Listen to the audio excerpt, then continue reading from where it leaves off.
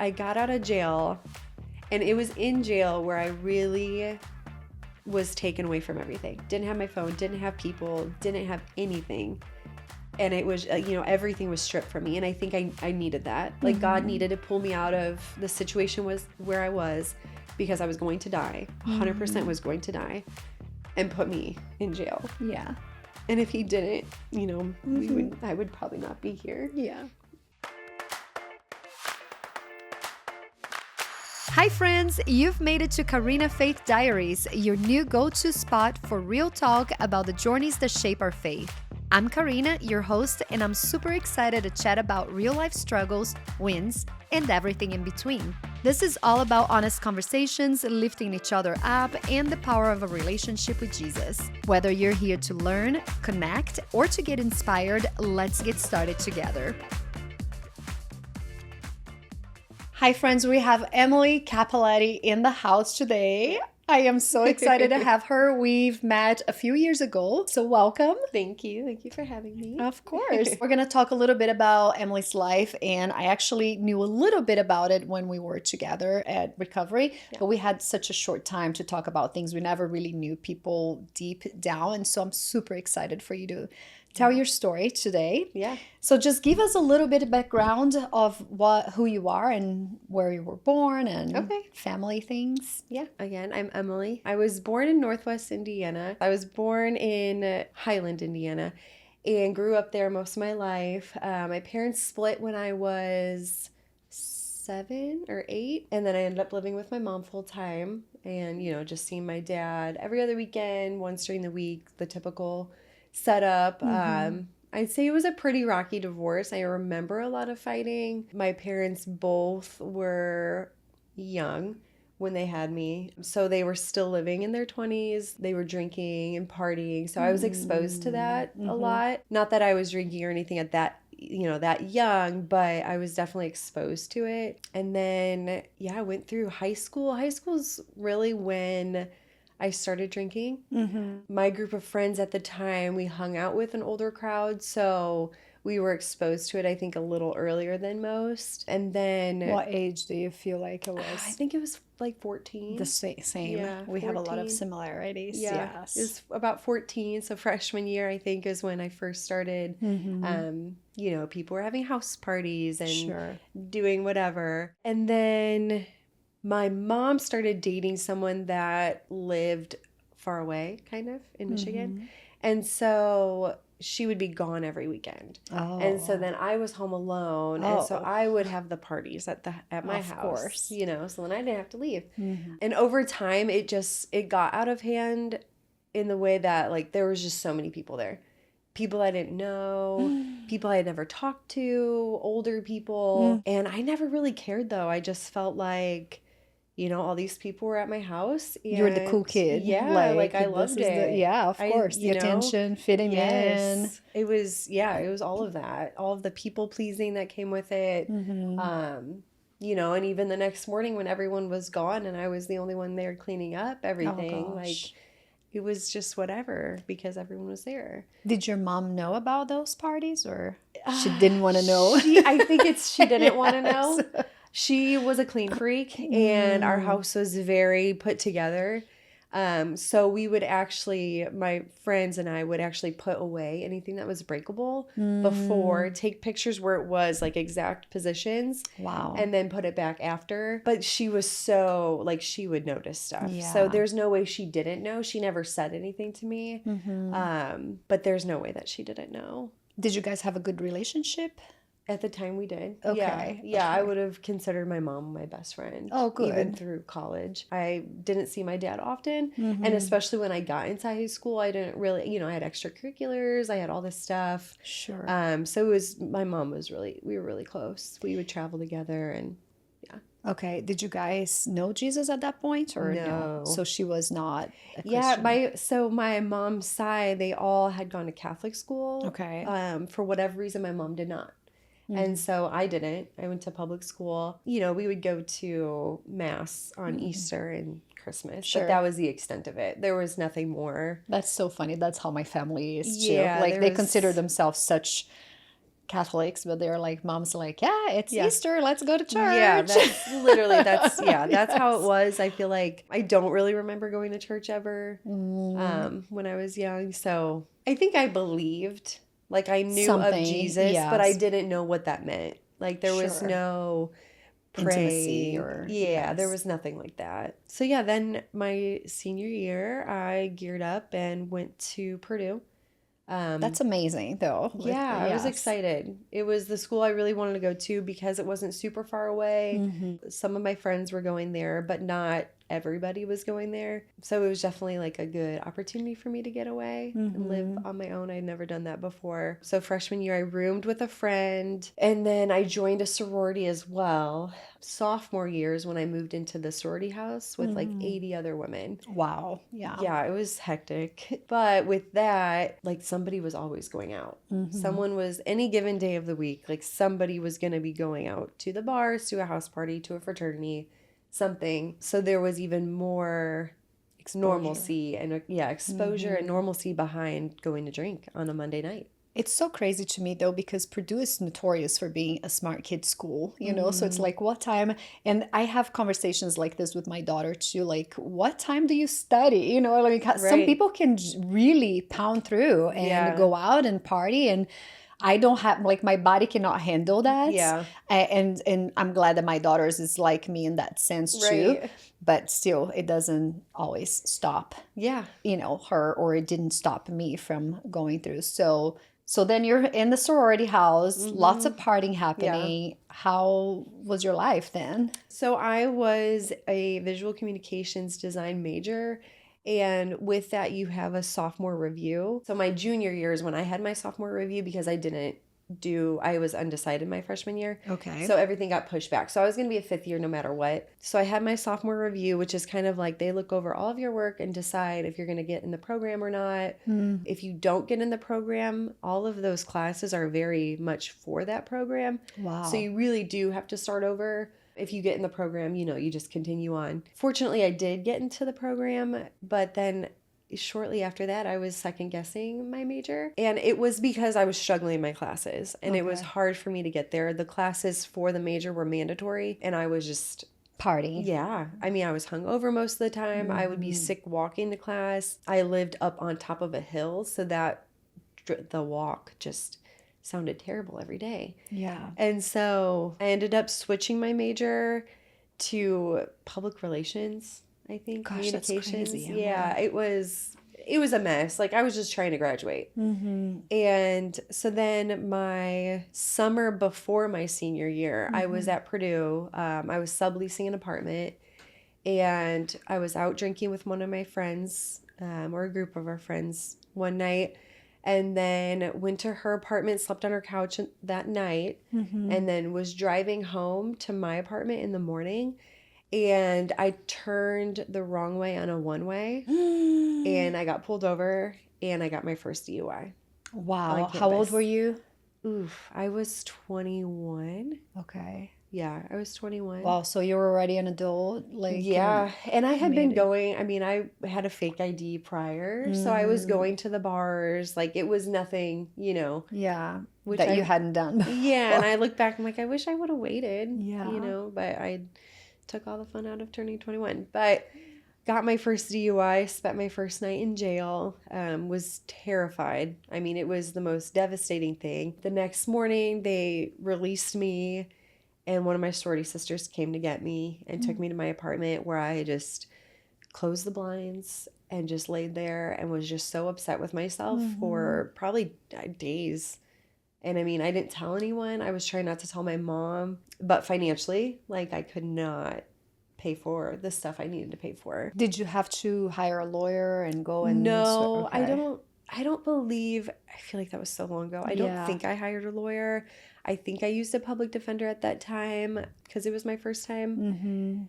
So I ended up just having to go to these classes. There were like 2 all-day classes that I had to go to about basically like a driver's ed class again. I actually had one too. Did you know that? This is bringing, it's like flashbacks. My kids are little, and I I remember being so overwhelmed because they were all like, we had 3 under 3. And Yeah. I was just like, oh my gosh, what did I sign up for? That's a lot. We had like a Brazilian group of mothers that I was the first one to arrive and the last one to leave. Kind of like that too. I was always very much into the Brazilian culture is very much drinking heavy. Yeah. I just remember coming back home and the kids had... Actually, that night was special though, because I was in school. I was in fashion school until nighttime. So I left at 10 p.m. and I was going to go home because the kids had bike day the next day. And their little bikes were in my trunk, in my car, that I would take them in the morning. And one of my friends was just really like, you have to come, everybody's here, just come and have one glass of wine, da da da. So she just pressured me so much. It doesn't take very much, but I was like, okay, I'll just come for one glass of wine. And literally everybody was about to leave. So I downed like 2 glasses of wine. Yeah. Just drank fast and it's like, bye, okay. Left, and I got pulled over like, I don't know, less than a mile from my home. And this guy was following me like really close. And I had like a little turbo Audi at that time. So it was like, you know. And so this guy was just like, you could see his joy taking me to jail. You know, I was just bawling. And it was such a traumatic time too. Like these jails are 60 degrees inside. The women, all sorts of backgrounds, and you know, you just feel sorry. But I guess I walked in and they were like, oh, you don't even need to tell us why you're here, because they could smell the alcohol. Yeah. That's like how fast I drank. And I just remember being the most traumatic thing that had ever happened to me. I'm like, I never want to be put in this place again, you know, and I learned my lessons somewhat. Yeah. No, it's sometimes terrifying. it takes a few places. So did you also get a DUI? I did. Okay. So I ended up Brian came to pick me up with Antonio the next day. Yeah. And he was always telling me nothing good happens after midnight. So go out, have fun, but come home before that. And it was right around midnight because I left school so late. And I just remember being heartbroken for like the bikes. My car got towed, so we had to pay at that time.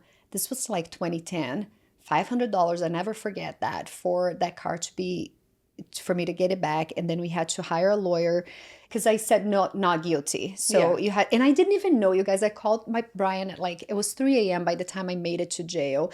And I called Brian saying, I don't know what to say. They're asking me if I'm guilty.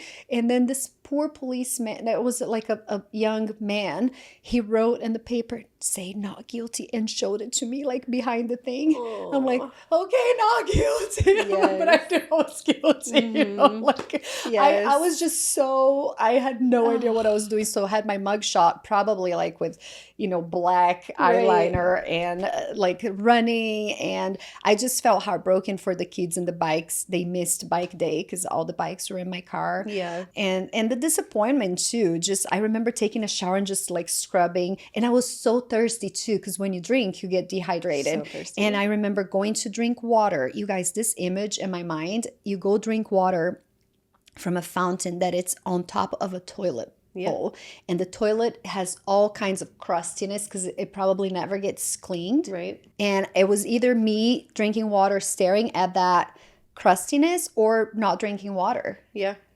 It was very traumatic. Yeah, 100%. Yeah, I don't wish that upon anyone, but that was good. Sometimes we need to learn it by doing. Yeah. So then you go to jail, spend the night in jail, then the next day, super disappointed. I remember just being like, and at the time I was watching Orange is the New Black. That had just been like a big thing. And everybody glamorizes. I couldn't watch it anymore. I was done. I could not even turn that on because I was just like mortified by myself. So then, I went through the process. I did end up having to get a breathalyzer put on my car for a few months. So that was another financial burden that my mom had to pay for because I was in college and I wasn't working. And wow. So wait, you had to take tests for... Yeah, to start your car, you would have to blow into the breathalyzer. I didn't even know that was a thing. Yeah. Mm-hmm. Yeah, there's more to that later on in my story too. And so with that one, I had it for 4 months, and I remember there were several times where I would blow and it would fail. because of drinking the day before or, something like that, where I wasn't like trying to necessarily drink and drive, but It was still in your it was system. still in my system. So anyway, after that, I was just drinking more. I really didn't learn much from that. You're so young too. It's Yeah, so and it hard. just felt like it was a mistake. Like I just made a mistake. Like I just needed to be smarter. What did your friends say about that? Was anybody alarmed or like, not- no, this is part of Yeah, no one really said anything, and I don't remember telling a lot of everybody. okay. But I did get an email from my sorority, and they had found out. The national board had found out somehow. I'm sure they could find out easy. So they were saying that I needed to either like kind of plead my case to a board, or I could just drop. So I dropped my sorority. Oh my gosh. Yeah, so that was going into my senior year that happened. So then I'm scrambling because school's about to start. I have to find an apartment because I can't live in the house. Oh my gosh. So eventually I did, found an apartment. Honestly, don't know why I ended up going back to Purdue after that DUI. I should have just moved home. But, I wanted to be back on campus and I was way far behind in everything, all my classes. Do you feel like you wanted to graduate after all the work, or did you I just did. want more? No, like I wanted. Okay. Yeah, like I wanted to graduate. I really wanted to do that. I wanted to be a college graduate. But then spring break of my senior year, I was up north just at home. I didn't go anywhere for spring break. No one invited me anywhere for spring break because it had just gotten so bad. It was just, my drinking was terrible. No one wanted to be around me. I was more drinking by myself in my room at my apartment while my roommates were all going out and stuff. I just was kind of the outcast at that point. And like rightly so, I look back, I'm like, I wouldn't have wanted to be friends with me either. I was terrible. Did you realize that at the point? No, I just felt like everyone was being mean to me. Wow. Yeah. No, I didn't realize at all. But it was definitely I was too much. I was a lot to handle. Where's Emily going? It was just too much. So I was home for spring break, still drinking, just by myself. Ended up getting another DUI.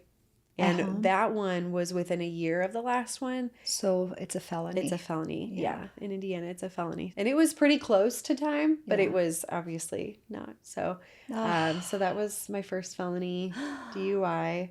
Had to get a lawyer for that one. And I don't remember, there was not much to that one. I didn't have to have anything put on my car. My license was suspended for like 90 days, I think, which is pretty standard. Yeah. I had to go to court. I feel like I had to do classes, but it wasn't anything crazy. Okay. And it was because we had the attorney. Like that made it, a little less. Yeah. So then after that is when I did move back home. Okay. I moved back home and enrolled in Purdue Cal, which is Purdue Calumet up north. And I was going to try to go to school there. That didn't end up working out because I was just couldn't get there. I was just drinking too much. Wow. Yeah, it was just a mess. How about your mom at that point? Did she see any signs or? Yeah, I think she did the best that she could. She didn't know. I'm an only child, so this is all new to her. Yes. Everything that's happening is new. So hard. And yeah, she has no idea what she's doing, but she was doing her best. I think she wanted to continue to live her life too and not put everything on pause to help me or deal with my stuff. So... sorry. No, it's okay. It's so hard. So, I do think she did her best, but looking back, I feel like she could have done more. Yeah. And having a daughter now, I'm like, there's nothing I wouldn't do for her. I would put everything on pause for her to help her. I don't feel like I got that same support from my mom. Which was very unfortunate because, like I said earlier, she was my best friend. Yeah. But she was a drinker, too. She really was. And I don't think she wanted to stop. I think she had the issue, but I don't think she never got in trouble. Yeah. So it was different. When you get in trouble, it's like on display for everybody. It's so different because you are confronted with your own demons when you see that. And I experienced that with Sophia when I saw her spiraling out of control, which she was, like I said, such an angel child that I never saw that happening. And all of a sudden seeing that, I'm like, wait a minute. She's watching me drink too. And she's thinking that's normal for her. Like you said, right, it's like it's what you are exposed to. So you think that that's a normal thing. And it wasn't until I actually quit drinking for the 2 years that she stayed in rehab, that we were like really fighting for her life. Yeah. I said to Brian, if I don't stop and show to her that I can still have fun and have a life without drinking, it's going to be really hard. Yeah. And at that point too, it was more because I needed to be hyper aware of what was going on in the house, you know, and we had cameras everywhere, alarm everywhere. Like I just started to be, because if you drink a glass of wine and go to bed, I would pass out just, sleeping. And it does take a lot. And being confronted with your own demons is very hard on everybody. Yeah. And if you don't have Jesus in your life, then it's just so hard to do. Nobody wants to do that. No. And I didn't at the time. I didn't have Jesus in my heart. Yeah. And so your mom didn't either, no, right? She didn't. She couldn't see. And I mean, we would drink together even after the DUIs. Like there were times where we were at the house and we would have wine together. Yeah. And I'm like, I just wish that she would have stopped. Yeah. Even if it was just for a time. But instead it was putting the locks on the fridge and, doing all this stuff to just kind of, I mean, and I got through the locks. Like it didn't take long for me to get through the locks. It didn't. Oh my gosh. Like I would find everything. Yeah. It's kind of putting a Band-Aid on the problem and not really solving the... And she wasn't telling anybody else. Like my family, my 2 aunts, her 2 sisters have been super supportive since they found out everything. Mm-hmm. But I had been going through everything for a while before she told them. And she didn't want to tell anyone. I think she was embarrassed. Mm-hmm. But I just, I wish I just had more support, different support. I felt like I was kind of doing it on my own. Yeah. So there wasn't even an option for you. While you're going through all of this, did you ever think maybe I shouldn't be drinking anymore? No, not really, because a lot of people would say, well, you just need to learn how to drink better. And like, you guys. And I was that's so crazy. And looking back, like I had a ton of friends in high school. I was very good in school. I was in extracurriculars. I was in dance and cheer. Like looking at it, like I seemed to be doing great. Mm-hmm. And so with the drinking, I think people just assume like you're smart, like get it together, learn how to drink better. Don't drink and drive, obviously, and never thinking that drinking might not be for you. Right, this is not a good thing. Never. I thought maybe for a time, at most a time, but never completely done. Wow. There was never a time where I was like, no, I need to stop drinking. I just needed to drink better, smarter. And so for several years, that's what I tried to do. In 2014, my mom was just kind of done. And so I went to go live with my dad and my stepmom. I didn't mention this, but my parents, when they got divorced, it was pretty terrible. They didn't get along at all, even after the fact. Like it was just always a battle. And my mom had kept me from my dad. And I didn't learn about this until way later on in life. Like I'm still finding out stuff now from my dad. But she had back then it was landlines. We didn't have cell phones. So my dad would call the landline to talk to me. And my mom I would maybe be there, but my mom would just not answer, not tell me. Oh my gosh. He would show up to come pick me up at like a scheduled time that I didn't know about. And I just wouldn't be there. I'd be at a friend's house or wherever else. And my mom just kind of was like, sorry. So this whole time you're thinking that your dad probably didn't want a relationship with you. I just kind of didn't think about it. Honestly, I was just in my own world. So she painted this picture of my dad for a while. And then my sophomore year, I stopped talking to my dad completely for a year. There was a shooting on campus. I think it was junior year. And I did not want my dad to hear about it and start freaking out. So I hadn't been talking to him for a year. And then when that happened, I did call him and tell him I was okay. I didn't want him to worry. And since then, it's been great. Like that was like the turning point in our relationship. I started talking to him again. He came to visit. He had gotten married in that year.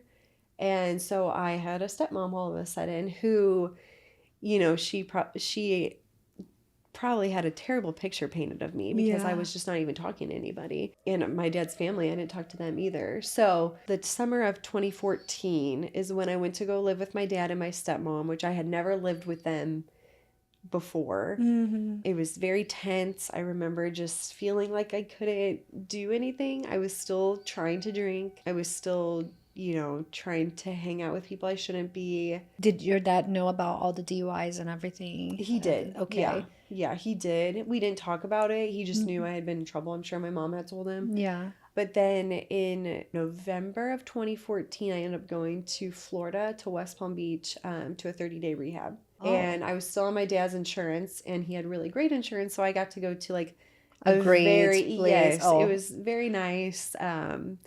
There was like, you would go to the spa, you would go get massages. Oh my gosh, you would, like celebrity high style and, rehab. Yes. And I remember being there with a lot of people. It was mostly drugs that people were in. Mostly around my age though. I was 23 or 24 at the time. And so it was different. I had never been around drugs at all. Never. Not that I would know of. Like I'm sure when I had parties at my house, I'm sure there was stuff going on. I was super naive. I had never been around it that I know of. So this was all new to me, like all the stories that I was hearing.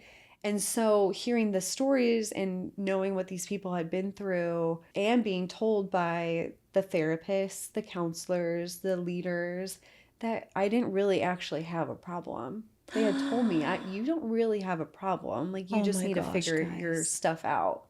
And so that was instilled. And this was my first exposure to all of this. So I was taking it all in. I'm like, they're right. Maybe I don't have a problem. Like maybe this is just a season and I just need to figure it out. So let me just back up just for a minute. Yeah. What led you to decide to go to this rehab? It's just, did you realize that? Yeah, it was my family. Okay. It was my parents just being like, hey, like, let's figure this out. And I think honestly, if you were to ask my dad, he probably would have said at that time he didn't think I had a huge problem.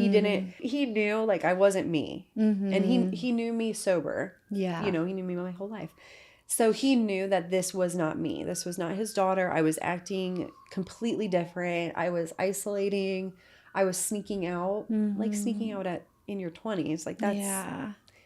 that's not right. No. There's something wrong there. And the rehab I went to did expose me to what would be the charismatic Christian church that I'm used to now. Okay. So I went to a church down in Florida. It was a big church. And I honestly don't remember much about it. I remember the music. I remember, the message was there. I don't remember what the message was.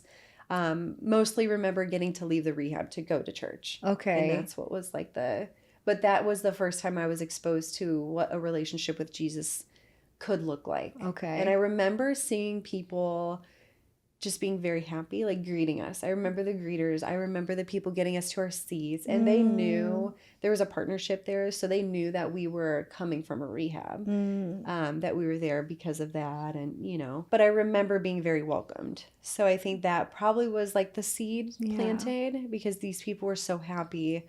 And I was so not happy. Yeah. So sad. That is so interesting to hear that because I am a greeter and I haven't greeted in a I don't know, I want to say a couple of months because of travels and everything. Yeah. But just knowing that it does make a difference because it is my gift. I'm like a joyful person. Yes. I'm like bubbly and woo, like you. Yes. So it is something that it's so nice to hear that some people, and sometimes all it takes is that smile and that welcome. And I can remember the hug. face. I do remember. Wow. And that was in 2014. That was almost 11 years ago.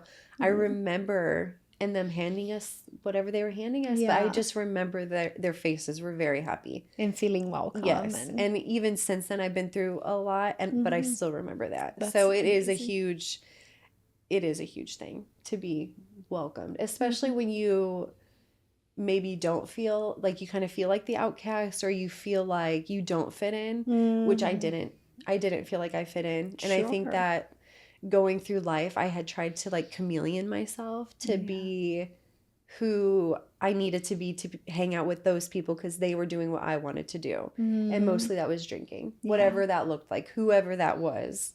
If they were, hanging out at a tattoo shop, like that's what I was going to do. And I was going to let you give me a tattoo as well. And I was just going to like, those are things that I did that I'm like, gosh, looking back, I'm like, that's not me. That was not me, but I changed my whole life. Yeah. Just to fit in with people that I shouldn't have been trying to fit in with. I was just people pleasing. And I, again, didn't have Jesus in my heart yet. I didn't know that he had created me the way he created me for a reason. I wasn't aware of that yet. So what the enemy meant for evil, God turned into good. So this 30-day in Yes. the rehab Yeah. really led you to It at did. least know about Jesus. Yeah. I can't say that I really like, stepped out and I was like all gung ho, because I wasn't. But it was an intro. But it was, yes. Yes. It was an intro.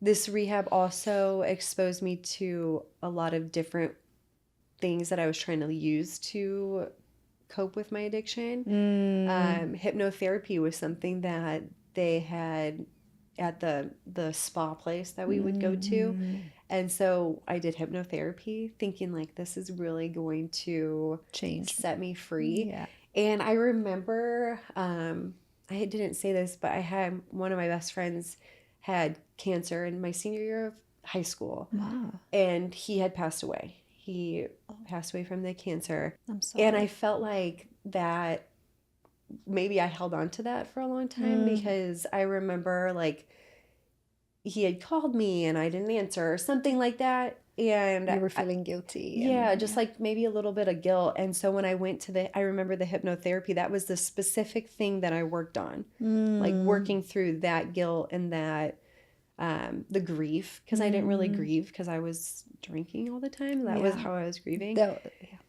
So I just remember working on that in hypnotherapy, but it really not doing anything.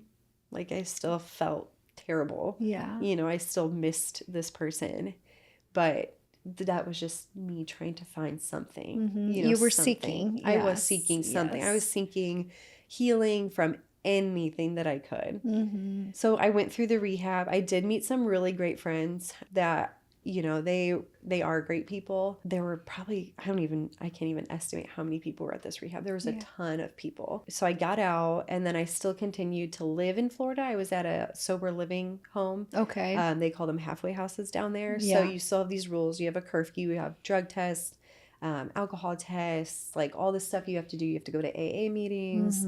I was still going to an outpatient program within the rehab that I had gone to. Okay. So I was doing well for a while, and then I wasn't.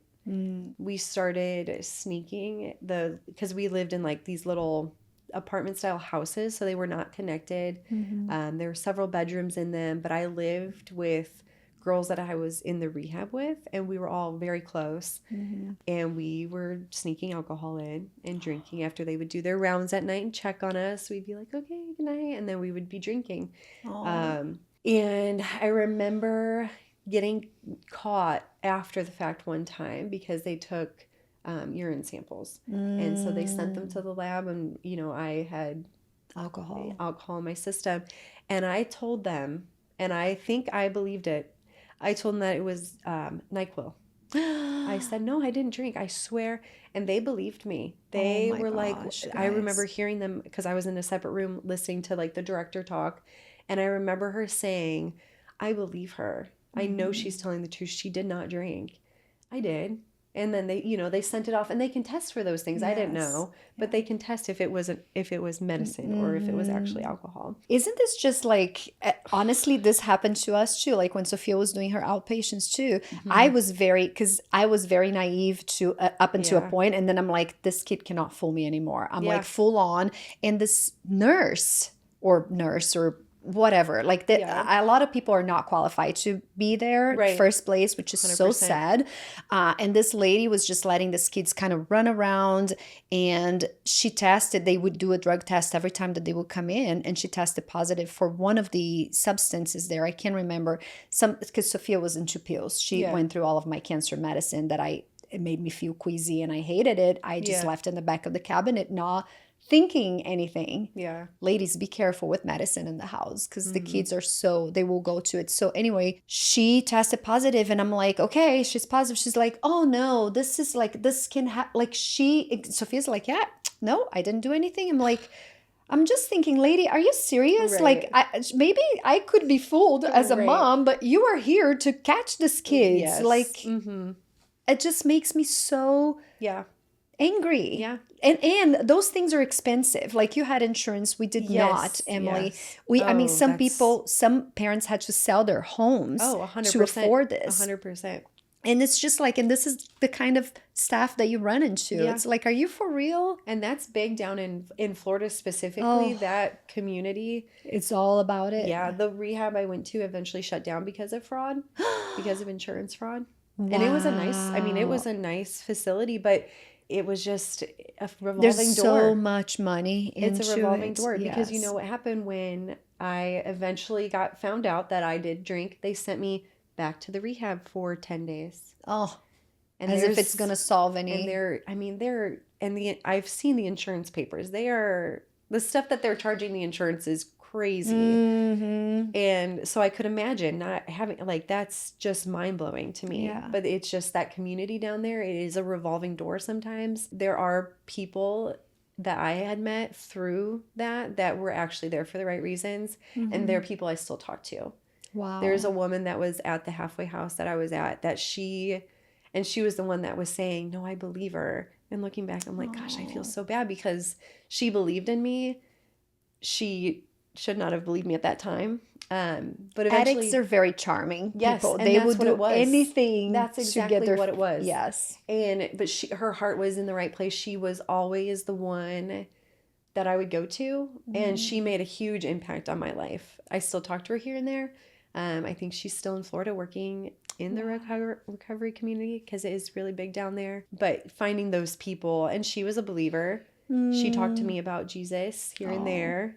You know, she wasn't trying to like push me, but she definitely was a believer and just amazing. And she kind of reminded me of my mom, or I guess a mother figure, not necessarily my mom. Yeah. Which at the time, like my mom came to visit me, but you know, there's distance You there. still needed a mom. I did. I still at 45. Exactly. I Yes. need my mom. And still. I'm hoping my daughter feels the same way Oh, forever. she will. She will. Yes. It's like, yeah, my mom's still my best friend. Yes. I ended up eventually getting kicked out of that halfway house because I kept drinking and I kept lying about it. Wow. Being sneaky. That was like my thing. Just trying to be sneaky. Mm-hmm. I did it through high school, did it through college, did it with anybody in my life I would be sneaky with. And that was ultimately like the trying to be sneaky was like the detriment of my life. Like if I was just honest with people and just said like, I truly have a problem, I feel like it would have been very different for me, but I just wouldn't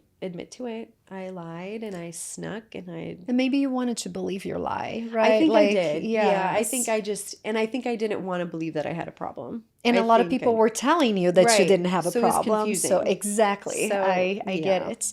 So then you got back home eventually, or? Eventually, but I stayed in Florida. I ended up renting a room from this elderly woman. And when I did that, I was working at a spa, just Receptionist. Yeah, front desk at a spa, and was drinking there on the job. They had caught me multiple times. Oh my gosh. I mean, I would hide. There was like this planter in the bathroom that had a fake plant that was just sitting on top, but the bottom was empty. I would hide a bottle of wine in there, and we were next to a Trader Joe's. So at my lunch, I would go and sneak it and bring it and put it in the bathroom.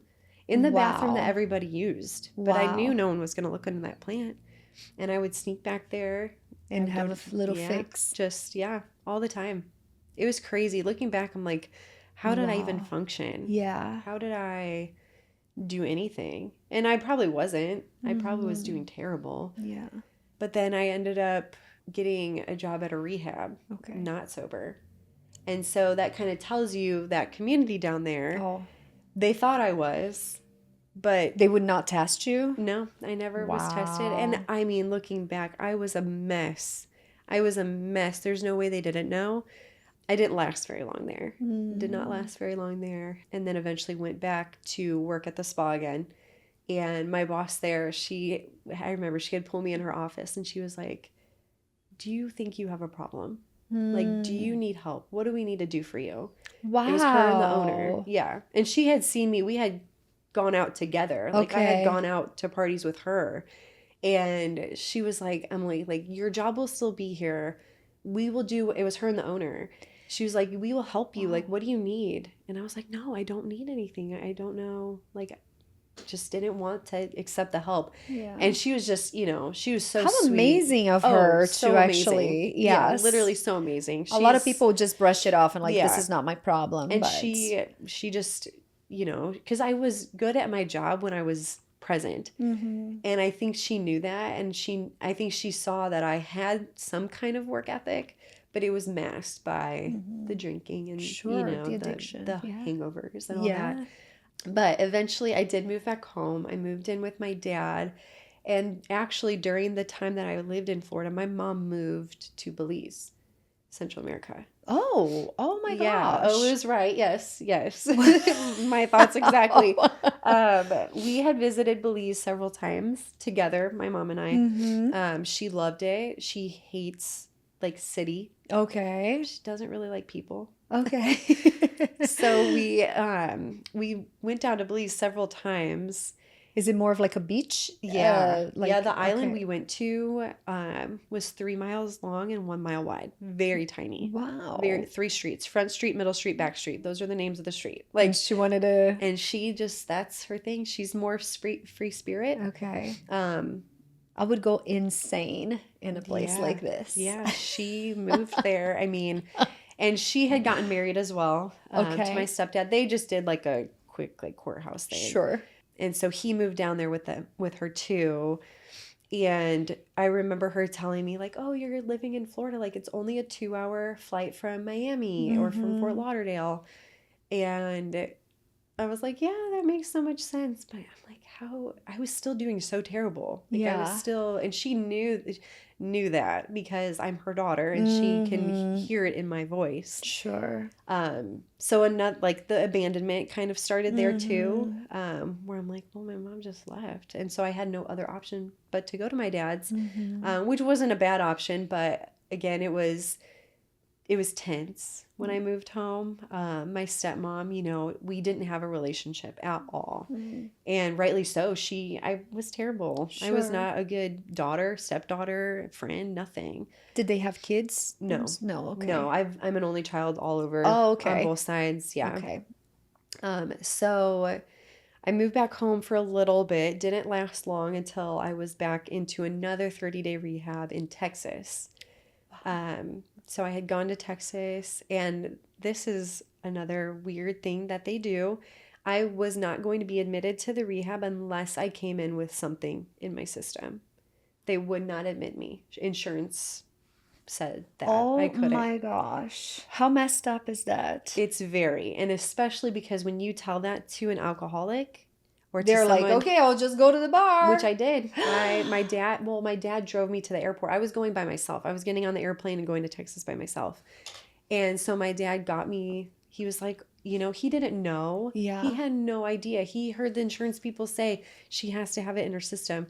So my dad, we went to Walgreens, I remember, and he was like, I'll go in and get it for you. And I was like, no, I'll go do it. I don't want you to have to do that.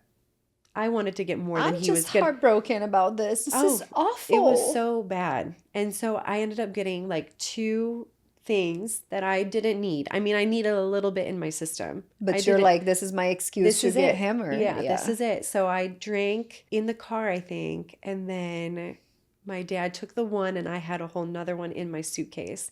So I went to the airport bathroom before I checked in my suitcase and was just drinking crazy and missed my flight.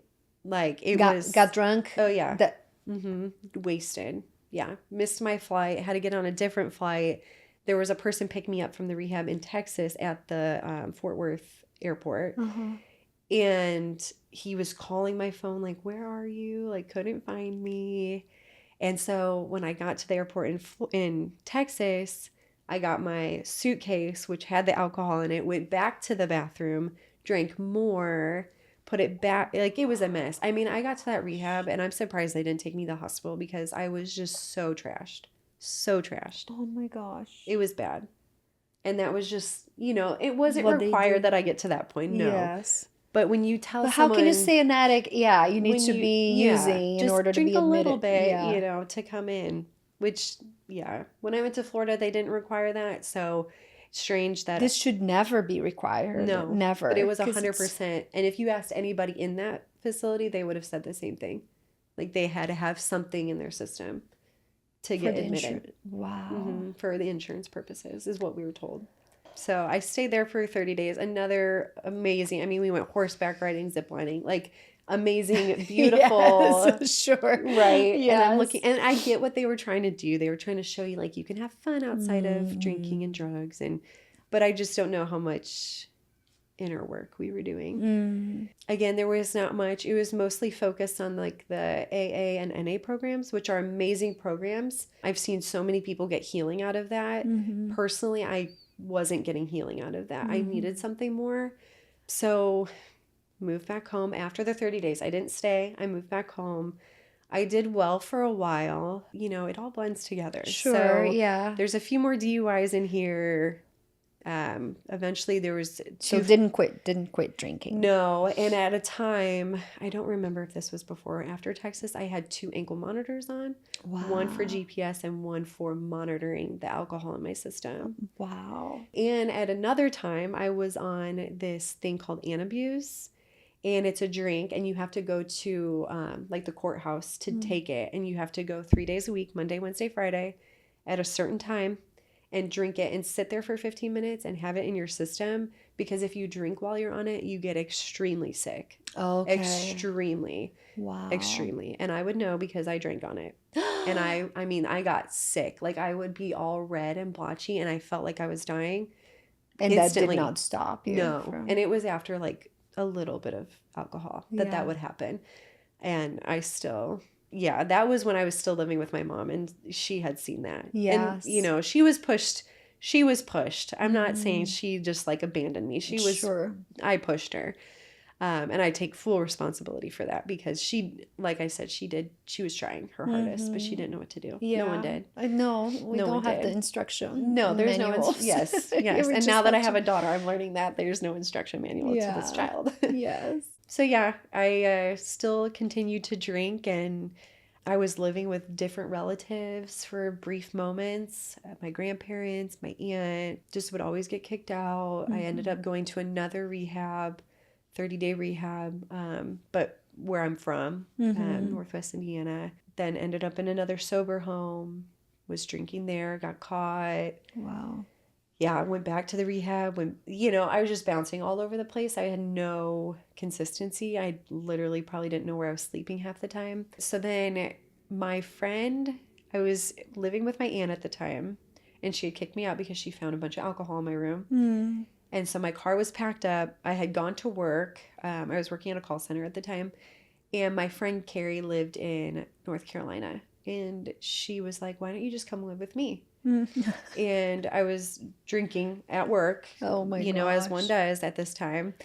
And I was like, okay, like I'm going to do that. So I got in my car, not sober, and was trying to drive to North Carolina. Oh my gosh. I made it to Warsaw, Indiana, and it was January, so there's snow out.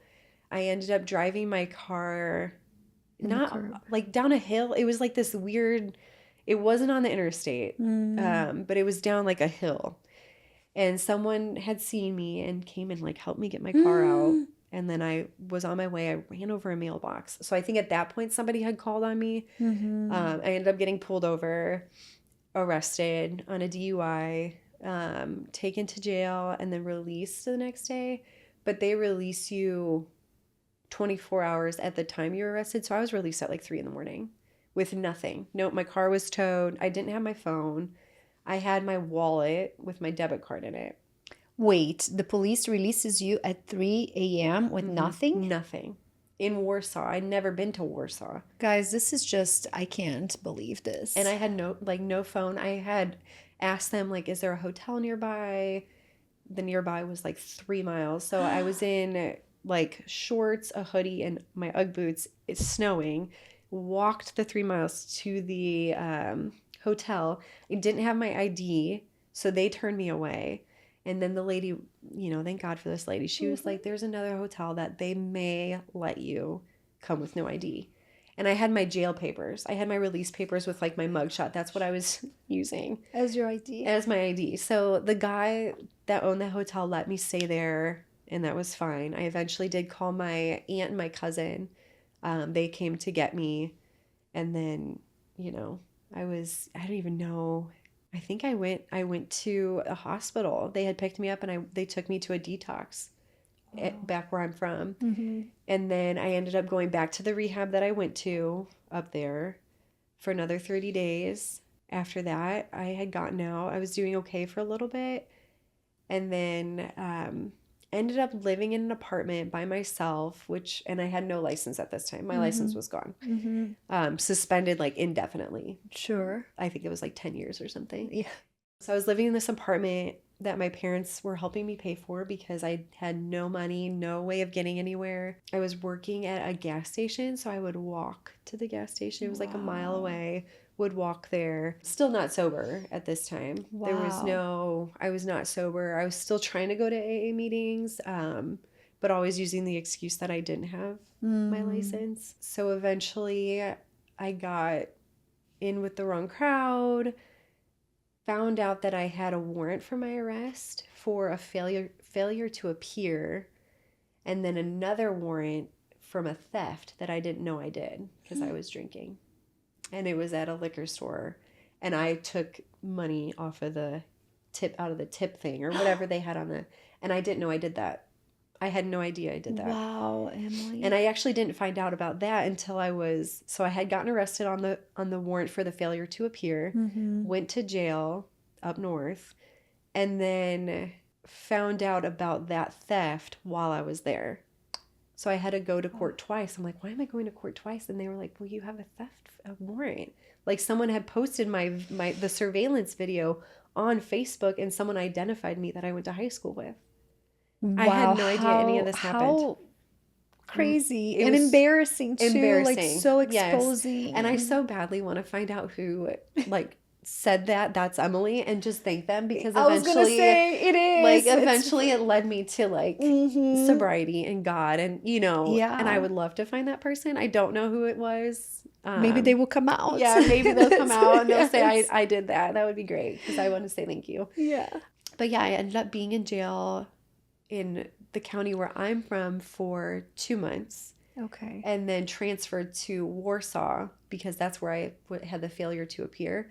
Transferred to that county for 4 months. So I was in jail for a total of 6 months, from June until December of this is 2019 now. Wow. Yeah. Wow. And that last DUI happened in January of 2018. So that January 2018 to June 2019 was just craziness. Yes. Just drinking. I didn't get in any trouble that I knew of, obviously. Sure. Yeah. Maybe you theft did, but happened you in that didn't know. time. Yeah. So then, yeah, eventually I got out of jail, and it was in jail where I really was taken away from everything. Didn't have my phone, didn't have people, didn't have anything. And it was, everything was stripped from me. And I think I needed that. Like God needed to pull me out of the situation was where I was, because I was going to die, 100% was going to die, and put me in jail. Yeah.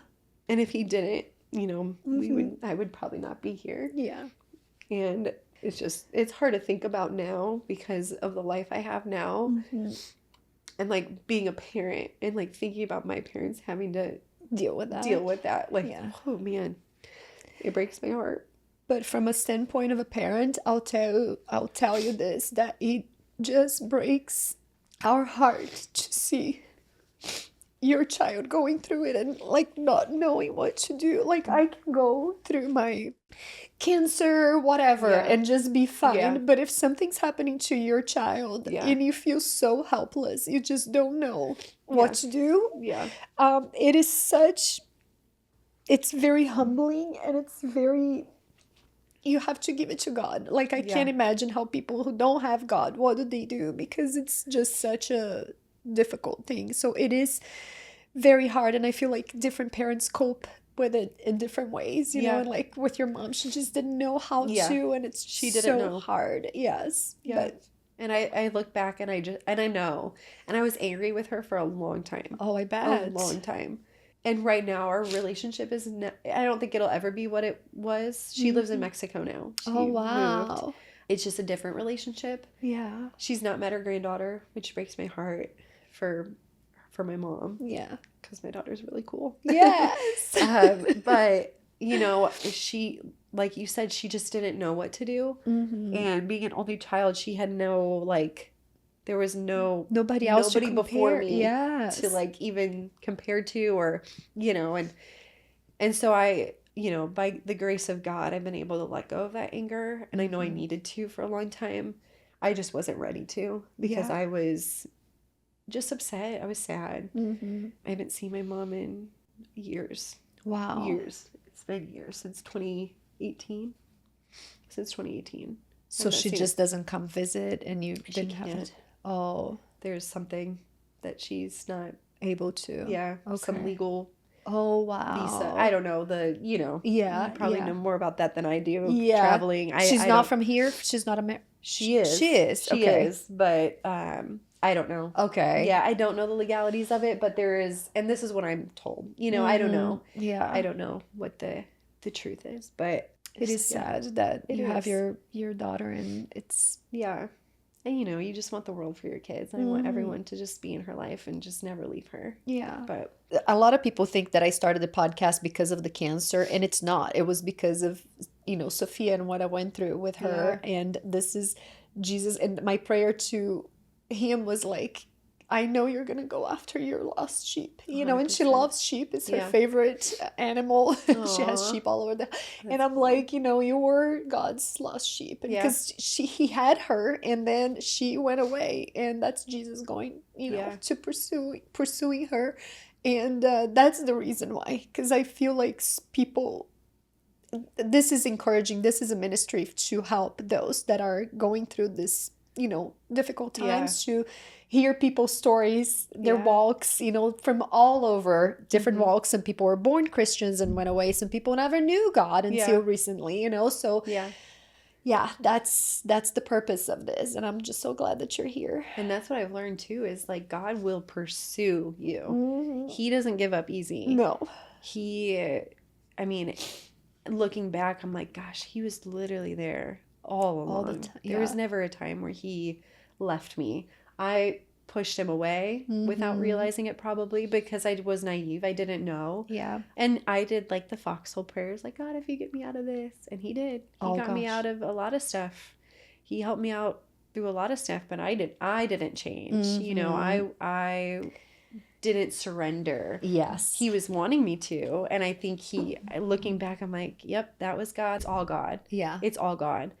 And, if he didn't pursue me the way he did, I don't know where I'd be. Yeah. Yeah. But I'm thankful that he doesn't give up. Me too. I actually have conversations with Sophia. We talk so much, and usually in the mornings when I'm getting ready, she's getting ready for work too. And she said, Mom, I remember praying to God too. And she said, I didn't want to believe. I knew he was real inside of me, but I did not want to say that, because if I said that, I would have to change what I was doing, because what I was doing, I knew it was wrong, and that's basically like, if you say that he's real and you want a relationship, well, the way that you're acting he's gonna change that. And she just wasn't ready for that, which is so interesting to hear, that. I think I was the same. I think that, and people telling me that, like, I ran with it. Yeah. I could have told those people, no, I really do have a problem. But I think I just ran with it because I wasn't ready to change. Oh, it's hard. Very. Yeah. Very hard.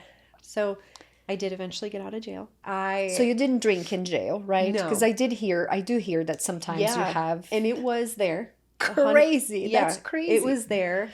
And it's funny because I didn't like pursue that. But the ladies in jail, they were like, they told me, they said, hey, this is over here. You're not going to do it. We're not going to let you. Oh. So it was kind of like their strange way of looking out for me. Yes. Because they were like, we know you have this issue. Yeah. And so that's saying, like, not everybody in jail is, oh, no. Like, they have good hearts. They do. And I did find that there. I did find people who, I was stripped of everything else. Like, I needed to lean on people, and I did find people there. And in jail, the 4 months when I was at the second jail, I did read the entire Bible. I mean, there was not much to do. So I was sitting there cover to cover, read it. Wow. And we had this church group that would come in, this little lady. I don't remember her name. It's written in the front of my Bible. But she would just come in and do Bible study with us and just bring, like little Bible study things, little scriptures. And they had this program that you had to sign up for and be accepted for, where you would go out of the cell into another area where you would like, there's like a video sermon series type of thing. And so I did that. So that is when I really feel like God got it, like got a hold of me, and I surrendered. I truly surrendered at that time. It was in jail, which is so wild to think about. I did get out in December of 2019, and I got out not accepting any kind of plea. They had set my court date for March of 2020. Yeah. Which March of 2020. Right. Wow. And the lawyer that I actually hired, a girl in jail had told me about this law firm. My stepmom was the one who called.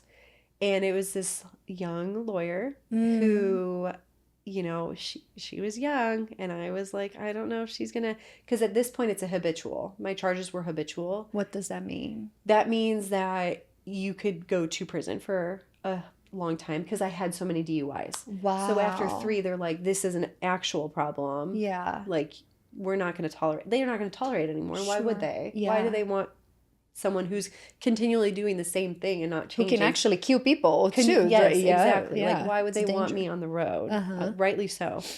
And so, you know, there was a lot riding on this. I could either have gotten like a year of probation up to 10 years in prison. That's what I was looking at. It was a very broad range.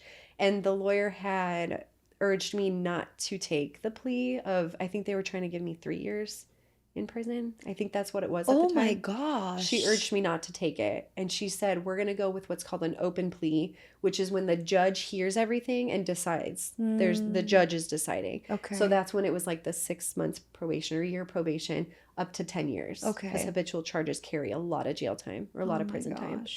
And so, you know, that's nerve-wracking. But I got released, but I went to a program. It was a year-long program, faith-based, completely faith-based.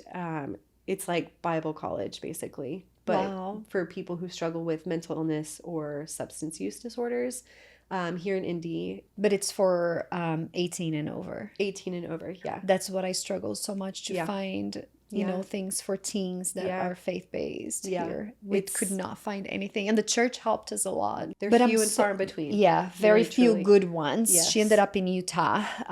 But it was her journey too, and it needed to happen because she ended up doing the wilderness program. Are you familiar with that? Yeah. Crazy. And that really shook her out of her, you know, and that's what bones. We need sometimes. Yes. I needed it. Yes. My sister had an addiction problem too. And I remember her saying, she's too comfortable right now. Like all of those beautiful spa-like rehabs. I'm sorry. They're just not doing anything. What are we doing here? Yes, exactly. Yeah. Just collecting money from the insurance. Yes. Yeah. But she had to be sleeping in tents and making her tents in 20-degree weather. They were in the desert of Utah in the wintertime, sleeping outside in tents, bathing from boiled water. They had to start their fire. Yeah. The staff could not help them. Yeah. They would hike 11 miles a day with a 50-pound backpack on their backs. Wow. And they had their food for the week that they had to ratio. And then plan to eat a little bit every day. Wow. And they would only provide the dinners that they had to cook from scratch for all of it. So, I mean, I saw her. She had hairs everywhere because they had no access to any, they could bathe once a week. Yeah. But they did not do any shaving or any beauty things. Necessities only. Wow. Soap. No deodorant. Yeah. But they were eating so clean too that they didn't even smell. Right. It's just such a wild. We did a parent overnight, and it was so humbling too. You sleep in the sleeping bags outside. Yeah.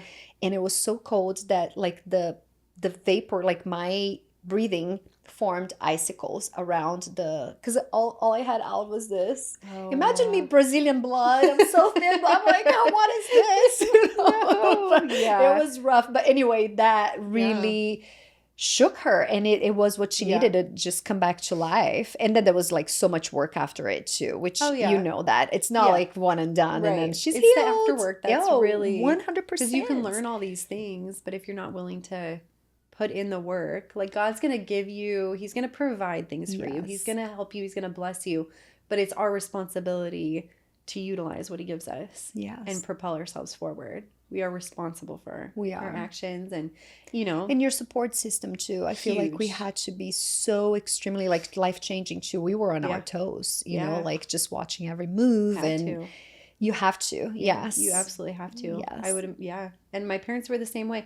I remember feeling like I was walking on eggshells all the time, and I'm sure they felt the same. Mhm. Oh, 100%. 100%. I guarantee you that. Yeah. So then you got out. Everything is going well at that point. I went to the program for a year, and I ended up having my court date, and my lawyer brought me a Bible, the Joyce Meyer Battlefield of Mind Bible. Okay. And she highlighted Isaiah 41:10 in it, which is all about being strong. You know, my hand is upon you. Okay. Because we were going into this court date, and it ended up being in person. It was like right before COVID broke out. Like, it was probably like the last one in there. Yes. And we went in. So she's a believer, your lawyer. She's, yes. You know, she gave my case to this judge, and the defense, they were saying all, you know, everyone's giving their case for me. Yes. And the judge was about to read like what he wanted to do with me. Mm-hmm. She's holding my hand. We're both like, hands are sweaty. She's holding my gosh. hand. She's brand new. Like, this was at the time she had told me this was her biggest case yet. And I'm like, I don't know if that's supposed to make me feel better. I don't know. Like, she's really good. And she never sugarcoated anything. She was always so honest with me, which was so amazing. She was a literal godsend. Literally, God just presented her to us because she was just so good. Held my hand, and then the judge ended up saying that I would have 3 years of what's called front-loaded probation and then serve a year in jail. So it was backwards. So I'd be on probation for 3 years and then go to jail for a year. Wow. Which was strange. Yeah. But I didn't care. I wasn't going to jail at that moment. Yeah. You know, and never did go to jail. Okay. And I can get to that part later. But left the court date feeling great. Went back to my program. Completed the program in December of 2020. It looked very different than what, you know, I went in because of COVID. Sure. I mean, it was crazy. We were in this building, in the Hope Center. The program is not, it was in the Hope Center. So it's a huge building. So that was good because we could kind of like at least maneuver around there, but we didn't really go anywhere. Our families weren't able to come visit us for a few months because no one knew what was happening. No, yeah. So they were just being careful. Cautious. So then I graduated, and during that time they had like us work at the last portion of our program. So I worked at the boutique that's in the Hope Center. I remember that. That's when I met you. Yes. You were working there. Yes. Redefined Hope. It's a great place. I learned so much there. Great friends were made there. My bosses ended up being two of my really close friends that I like still do life with. You know, again, all God's timing. Because I never would have met them if I didn't go through this. So I was working at the boutique, and then when I graduated my program, I ended up working for the program for a brief few months, and then went back to working at the boutique. Okay. And then amongst all this time, I remet my husband because we had known each other we had met freshman year of college. Wow. And at Purdue? At Purdue. Wow. Yeah. He was really good friends with one of my sorority sisters. Okay. And we met like, hi, I'm Emily. Hi, I'm Alex. Sure. Like, it wasn't like, we didn't exchange phone numbers. We didn't hang out by It wasn't like ourselves. love at first sight. No, or, nothing like that. Which he would probably say different because he tells me that he had a huge crush on me. Oh, that's cute. Yeah, which I'm like, gosh, I really wish that we had like a picture together or something, but we don't. But yeah, so he ended up reaching out to me in December, like right after I had graduated my program. He didn't know anything about my life. He didn't know what I had gone through. Sure. He had graduated from Purdue, got married, and had a child. At this time, I was coming up on 2 years. It would be June, would be 2 years of sobriety. And you did realize at that point that you did have a problem. Oh, yeah. And that you never wanted to drink again. Okay. I think for a while there was still that craving. But over time, when I started like living life and just like actually experiencing joy outside of partying and meeting these people who had like just screamed Jesus. Like they were filled with the Holy Spirit, and you knew it as soon as you met them. like meeting those people and having them in my life and having them pour into me and not expect anything back from me was just a gift. Yeah, it was a gift. It really was. And I wanted that, and I wanted to be that for other people. And so that really propelled me in my faith journey as well. It was all about the community that I was surrounded with. That is huge. I tell Sophia too. It's like it was so big for her to go to a school that was small, which she ended up going to school at our church, and it's a small setting. To me, I was adamant that she would not go back to her old stomping grounds. It's just like you cannot be back to the same group of friends because you will end up falling for it. And it really did make a huge difference. Because especially like in that respect, like she's probably changed so much, but the other people that she was around probably hadn't changed. Exactly. And not that they needed to or anything, but you would have just been back at the same, and not. She was in a different, she was different. Yes. And she, I always see Sophia and I'm just like, I know.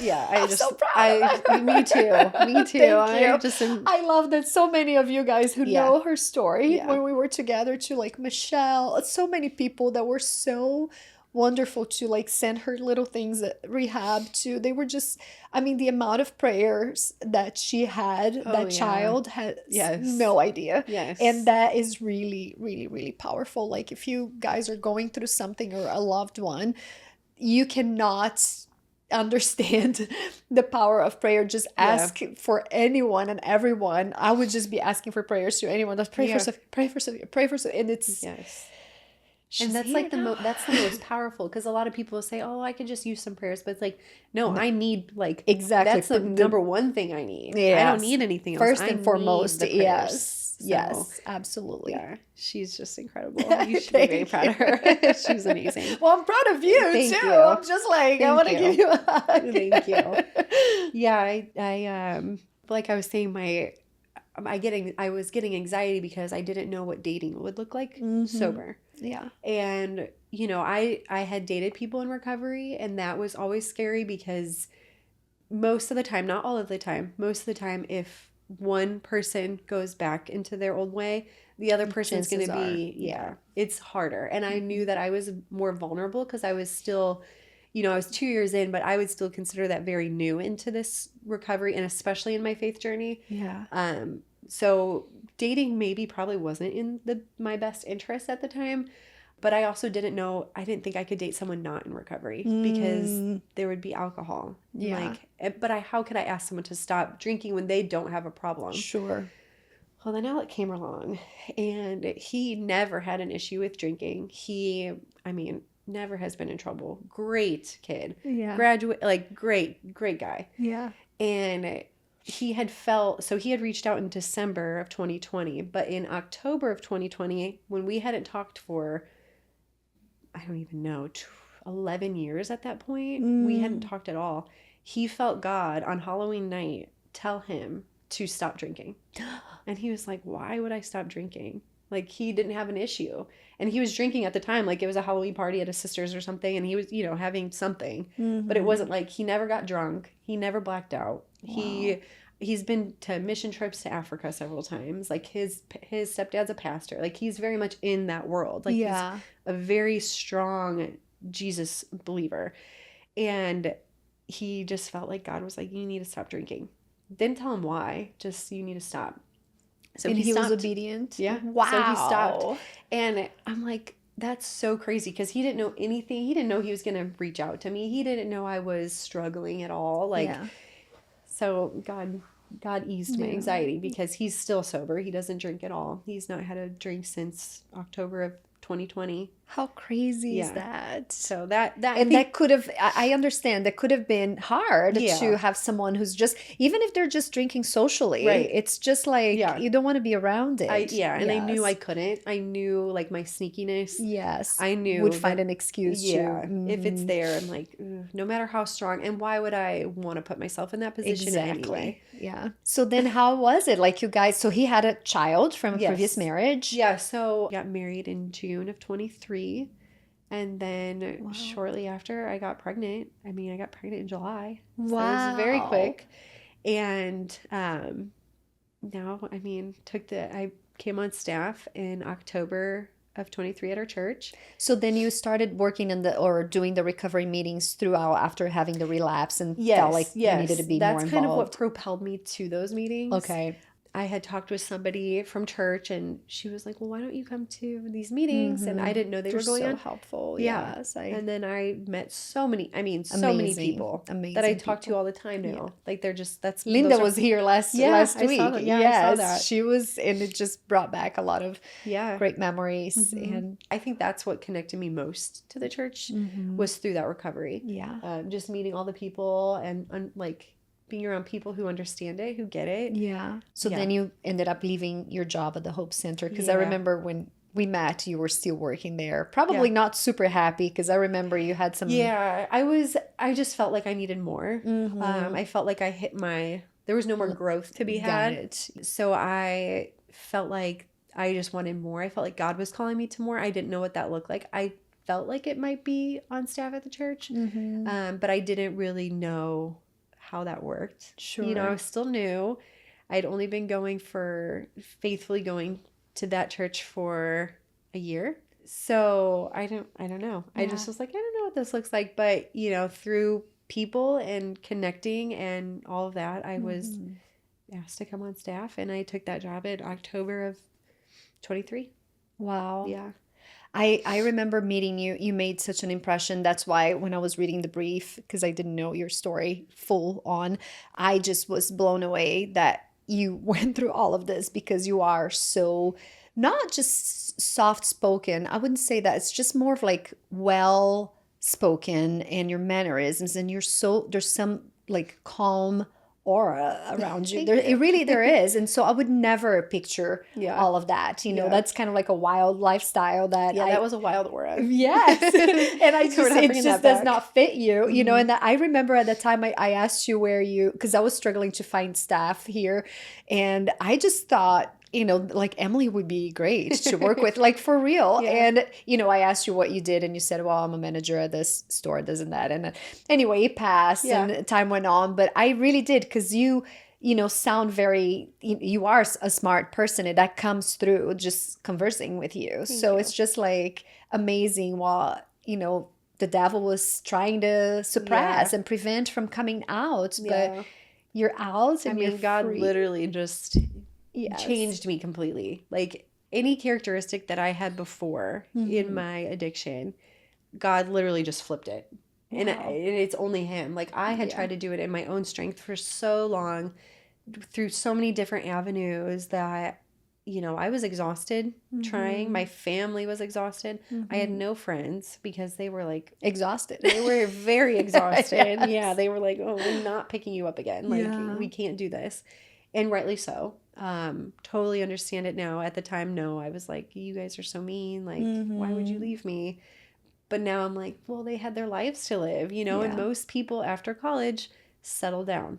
They relax. They would maybe casually drink, but I was like crazy. Yes. College lifestyle. You know, we were talking a little bit off camera, and my oldest is experiencing this in her college, and it's very predominant drinking, partying, and all of that. I think that just maybe a teeny bit less than a big school like Purdue, but still, are all out on the weekends and this and that. So if you're in school and you see your sorority sister, your fraternity brother, your roommate, your friend spiraling out of control, you see that that's leading to destruction. And what would you say?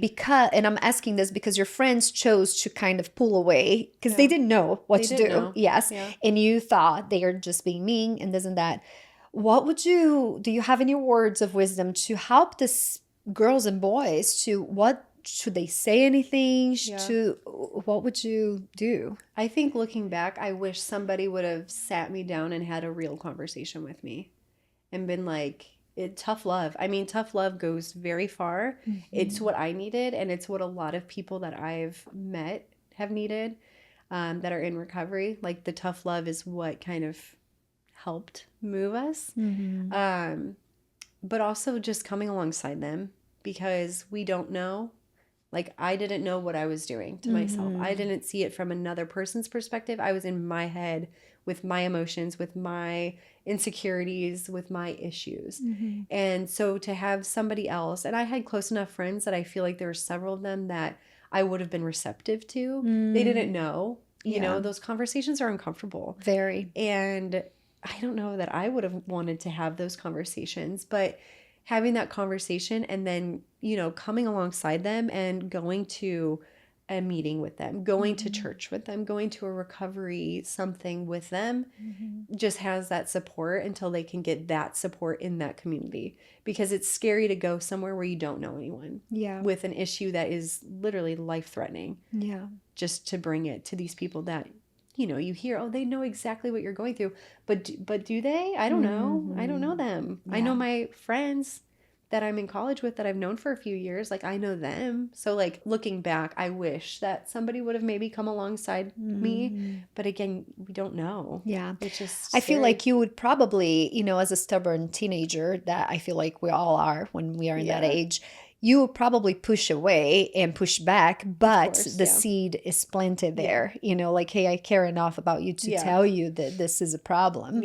And whether you want to accept this or not, I'm here if you need my help, right? Because I feel like that's a lot of people are not going to accept that they have a problem. No. But and I might have not at the time. I probably wouldn't have at the time, but instead of just like kind of withdrawing and not speaking, I think having the ultimatum, like, hey, I want to be friends with you, but you need to get help with this issue that you have, or I'm going to be forced to set the boundary of not hanging out with you anymore. Yeah, we can't do this. Yeah, I love that. Yeah. Perfect. So what does life look like for you right now? Pretty chaotic, but in the best way possible. With a newborn. Yes. Yeah, I'm going to call her a newborn until she's like 3. Oh, I'm sure. So Elena, my daughter, is going to be 1 on the 23rd of this month. Wow. Which is so crazy. It's just a miracle. She's a miracle. Aww. She is like the biggest blessing. And sorry. No, I know. That's so beautiful. Yeah. And for the longest time, I didn't think that was going to be possible for me. You know, getting married was one thing, but having a child that I get to raise like that. Yeah. It's surreal. But it's just so fun every day. She's really cool and just so fun. And we also just started our foster care journey. What? So that was something that Alec had on his heart. He had been exposed to it through church, and you know, it was something that he felt like he wanted to do. I had never felt like I wanted to do that. That was never even a thought for me. That's what marriage is, right? Compromising, lots of it. But and he told me pretty early on that that's what he had felt that calling before. We didn't really do anything with it. With my past, I didn't think that I would even be eligible to foster. Wow. But, you know, through talking with people, they're like, no, that's not going to keep you from fostering. Like, that's, you know, it's something you'll have to talk through and figure out, but it's not something that's going to be a hard no. It's not going to be a no at all. I wanted to wait, and I was kind of giving excuses like, oh, I want to enjoy Elena longer. Like, I just want to focus on her. But we were just delaying the inevitable that we were going to do it. So we started doing the fast track licensing last weekend. And we have our first home visit on Monday. Oh my gosh. It's quick. Yeah. It is very quick. It's quick. Yeah. So we're looking for babies 0 to 1. Okay. We want to keep younger than Elena. But, you know, that's a smart way of doing it. Yeah. We'll see where God takes us, though. You never know. Yes. He might be a 3-year-old in our house by the end of the year. Who knows? I know. Wow. That's exciting. I wanted to just touch on one thing before we wrap up is the past. You mentioned this with my past. You know, I didn't know I was able to do this. I feel like a lot of us are hung up by our past. We've done things that we're not proud of, and it's really difficult to move on. I remember one of the things with my DUI was having that on my record, which is no longer there, thank God, because it expires after 10 years. But looking for a job and having to actually tell somebody I had a DUI was so shameful. And I just felt like, you know, and I had to be like, I'm not an alcoholic. I just happen to have, which I did have an alcohol problem because I was not a 2-year level, but I look forward to drinking and I would just, you know, so that was very hard on me. Do you have any words of wisdom for people being not just shameful, but just hung up in it, like feeling that that's where, you know, dwelling in their past? How do you get past that? one of the things that I've done is to not hold on to the label. So you'll never hear me call myself an alcoholic. And I don't call other people that. If they choose that, that's what they're choosing. But I just, I'm somebody who struggled with an alcohol addiction. I don't, that's amazing. because God wouldn't want me to carry that label. That's not that's not he calls you. No, yes. he has never called me that before. The Yes. devil has, but God hasn't.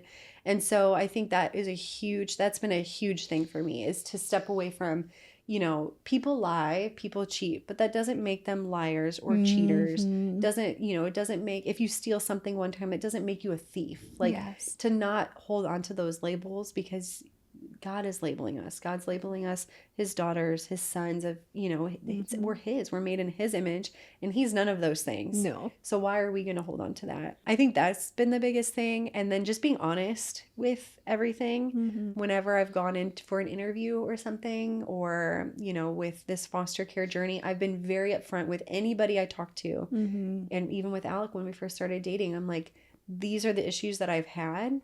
Here I am. Yeah. If you don't want me, that's okay. I understand your reservations, but knowing that I'm not going to take that on. I'm not going to take somebody else's reservations about me on, because I know that I'm free from that. I've been free from this addiction. Amen. And it's not coming back. I'm in God's image now. Yes. So, yeah. What a beautiful way of wrapping up. I love this. Thank you so much, Emily, for sharing your story. I'm sure it's going to help so many people. Would you be comfortable closing us in prayer? Yeah, okay. Absolutely. Yeah, let's do it. Lord, thank you so much for the opportunity to be here, Lord. Thank you for the ladies in this room and just your presence, Lord. Thank you for bringing your presence into this room and giving us the words. We just pray over this meeting, this time of fellowship. We just pray that it reaches those that are seeking, Lord, those that are looking for you, those that may be lost or confused or far from you and just are looking for something to fill that hole in their heart, Lord. We just pray over them. We pray that they come into your arms and they just turn to you and surrender everything to you. Lord, we know that you are just pursuing them, Lord. You're seeking them. You are reaching for them, Lord. And we just know that you are patiently waiting. And we just look forward to what you have in store for us, for anyone listening, Lord. And we just ask that you continue to reveal yourself to us in mighty ways. Pray all these things in Jesus' name. Amen. Amen.